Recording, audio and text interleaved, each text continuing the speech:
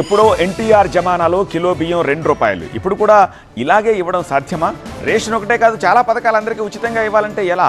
అధికారంలో ఉంటూ అనకూడదు, చెప్పకూడదంటూనే మంత్రి తుమ్మల చేసిన కమెంట్లు ఇప్పుడు హాట్ టాపిక్ అయ్యాయి.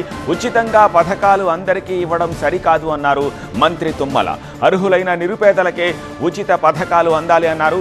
రాష్ట్రంలో ఉన్న కుటుంబాల కంటే ఎక్కువ రేషన్ కార్డులు ఉన్నాయి అంటున్నారు. వికారాబాద్ జిల్లా ధారూర్ మండలంలో అభివృద్ధి కార్యక్రమాల్లో పాల్గొన్న మంత్రి ఈ ఆసక్తికర వ్యాఖ్యలు చేశారు. ప్రభుత్వంలో ఉండి చెప్పకూడదు, కానీ పెద్ద ఆయన కోపం రాదంటే ఉచితాలు తగ్గియాలి.